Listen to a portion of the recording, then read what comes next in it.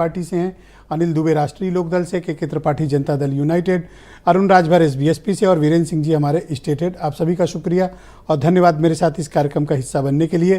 कार्यक्रम की शुरुआत सुरेंद्र राजपूत जी मैं आपसे कहना चाहता हूं और मुझे आप बताइए कि चूंकि आप मेजर पार्टनर हैं इंडिया अलायंस के, तो आपकी पार्टी और अलायंस ने क्या तय किया? आज की बैठक में किन किन बिंदुओं पर आप लोगों में सहमति हुई?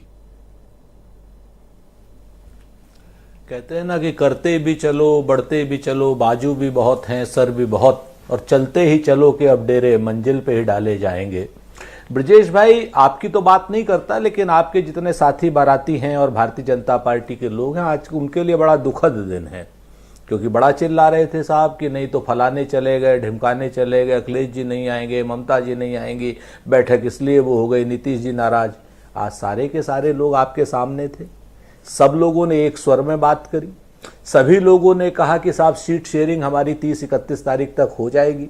सभी लोगों ने कहा कि उसका फार्मूला कैसे होगा वो हम राज्यवार अपना तय कर लेंगे, जिस राज्य में जो प्रमुख दल है वो आपस में बात कर लेंगे, कोई दिक्कत वाली बात नहीं है जी। ममता बनर्जी ने पहली बार, आप देखिए, एक तरफ इंडिया गठबंधन है, एक तरफ एनडीए गठबंधन है। इंडिया गठबंधन में ममता बनर्जी जो टीएमसी की नेता हैं, वो श्री मल्लिकार्जुन खड़गे का नाम प्रपोज करती है और उसको सेकंड केजरीवाल जी करते हैं, बाकी और लोग उसका समर्थन करते हैं। दूसरी तरफ एनडीए का गठबंधन है, जहां नरेंद्र मोदी जी के अलावा किसी के नाम की चर्चा हो ही नहीं सकते, क्योंकि अगर किसी के नाम की चर्चा होगी तो उस आदमी को हटा दिया जाएगा। हमारे यहां पर अब उसके आगे देखिए कि बड़ी विनम्रता से क्या नाम जो खड़गे साहब ने स्पष्ट रूप से अभी कहा कि नहीं, सांसद चुनेंगे, चुनाव के बाद तय करेंगे। तो हम आज की डेट में जनता के लिए चुनाव लड़ रहे हैं।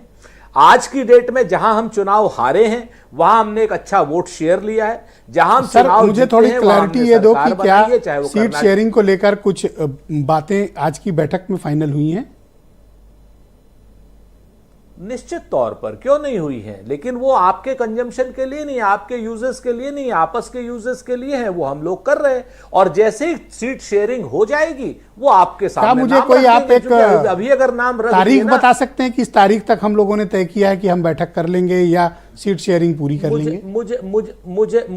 मुझे ऐसा, ममता बनर्जी साहिबा ने बड़े साफ साफ कहा था कि क्या नाम 31 तक हो जाना चाहिए, जिसको कि लेकर के सभी लोग आशान्वित थे। नंबर 1।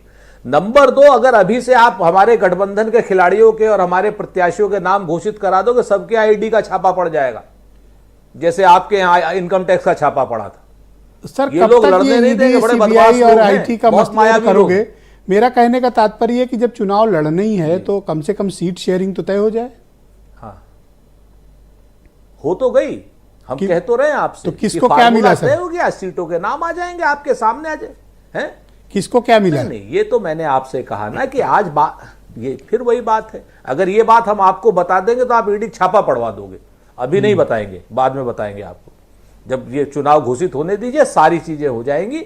आपके सामने है, आज से सीट शेयरिंग का फार्मूला तय हो गया और इस फार्मूले के अनुसार जो आप सहमत हैं कि आपके अलायंस के लिए डू और डाई, करो या मरो वाली स्थिति है?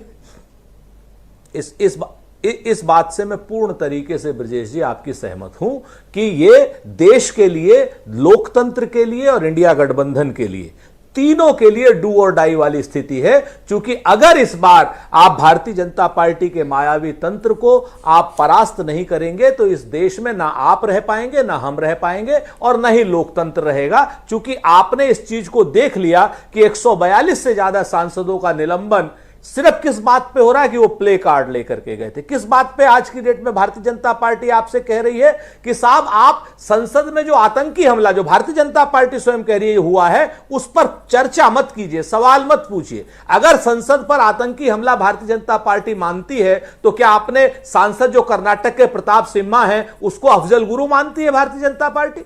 क्योंकि जो अफजल गुरु ने काम किया था उन आतंकियों के लिए जब 2003 में हमला हुआ था संसद पर, वही काम प्रताप सिम्हा ने किया। दीपक रंजन जी हैं समाजवादी पार्टी के प्रवक्ता, मेरे साथ। इसको लेकर के भारतीय जनता पार्टी के मन में स्पष्टता क्या है? मैं दीपक रंजन जी का रुख करता हूं, समाजवादी क्या वो आतंकी है प्रताप सिम्हा? धन्यवाद सर। सेकंड राउंड में आपके बाकी विचारों को सम्मिलित करेंगे।